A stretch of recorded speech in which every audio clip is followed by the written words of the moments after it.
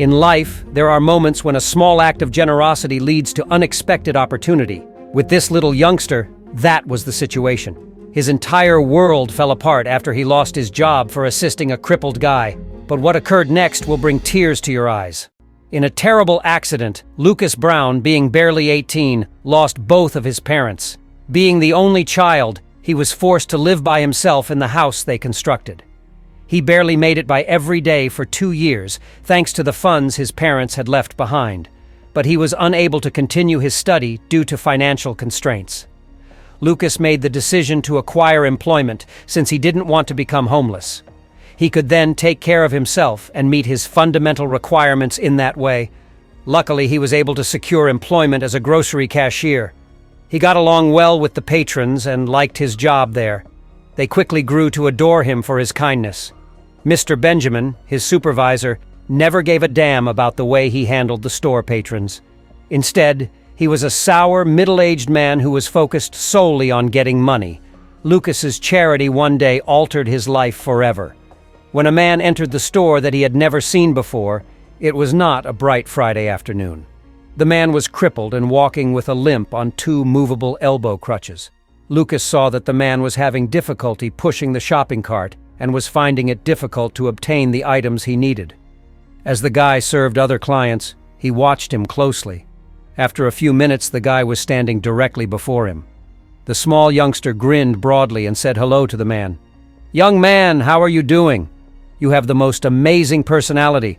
Mr. Robert is my name." "And you? What say?" the guy said. Lucas introduced himself to him, but he wanted to know why the man was using crutches. "Are you a combatant?" he inquired. "Indeed, I am. I was in the military and lost a limb. Although I do have a prosthesis, I will need to use these crutches for a while because my stump is ulcerated. Although it hasn't been simple, I'm not grumbling. I'm happy to still be here." Mr. Roberts smiled and answered, "I'm doing much better than some of my colleagues I served with." Lucas was sympathetic to the man, but he soon noticed that Mr. Robert was having trouble using his crutches to walk and handle the bags at the same time. He bellowed, "Hold on, sir! Let me help you!" all of a sudden.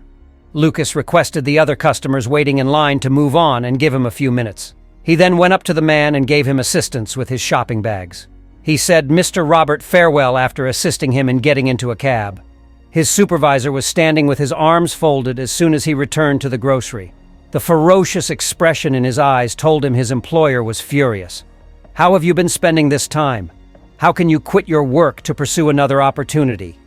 There was no one to serve them. Therefore, several customers had departed. "I was forced to fill in for you." Speaking loudly, Mr. Benjamin yelled. Lucas gave his supervisor an explanation for why he had to assist a crippled guy with his groceries. A shopper interrupted the grocery owner as she was ready to answer, saying, "Please be gentle with this young man. He has a golden heart and saves lives." I waited patiently as he assisted the man. The other patrons gave a nod of agreement. Mr. Benjamin seemed to be ashamed and smiled, but he was actually furious. What made him so stupid?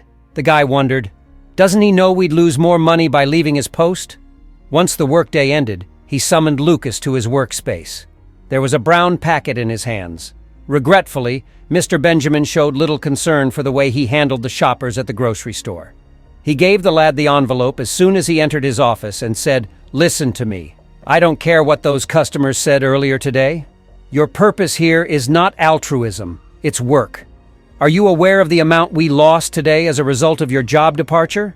Hey, money talks in this industry.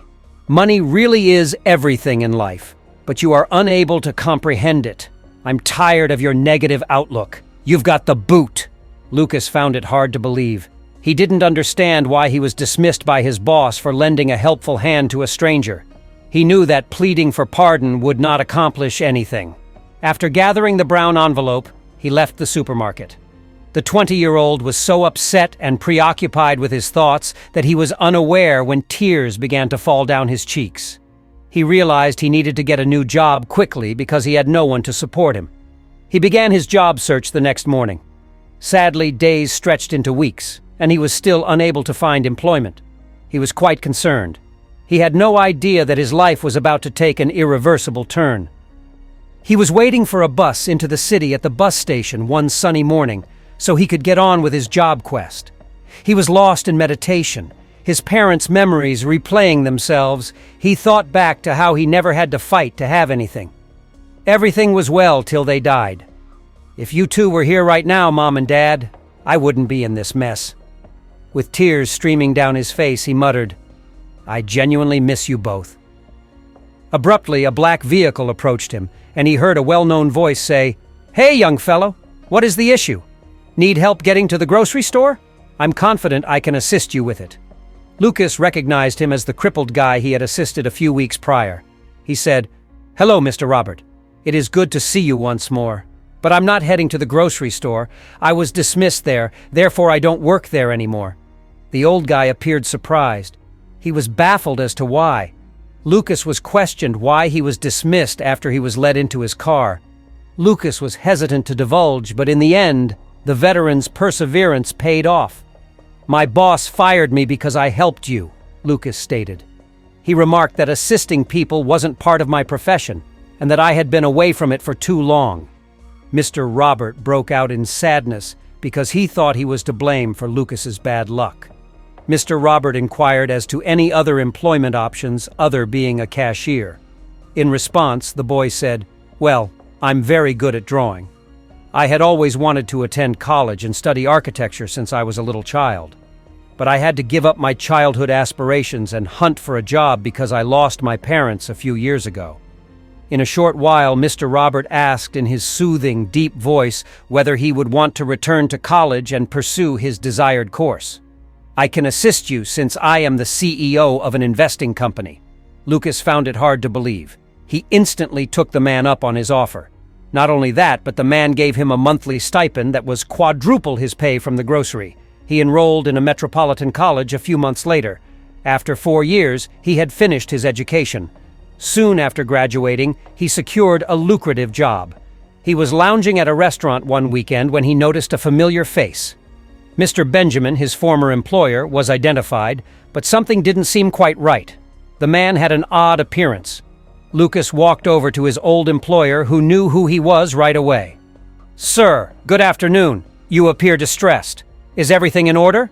Mr. Benjamin told him that he was unable to pay his bills, which was the reason his firm was going bankrupt. It was a young man who pitied his old employer. After some time, he informed Mr. Benjamin would lend him a hand. The man was taken aback and felt guilty about the way he had handled him some years before. He collapsed to his knees and started sobbing. "You decided to help me even though you know I don't deserve it. I apologize for all I did to offend you. Pardon me, please. You were correct. This world needs more love, not more money." Grinning, Lucas took up his former employer. He informed him that he had long since forgiven him. He settled the man's loan the following day, keeping his company afloat.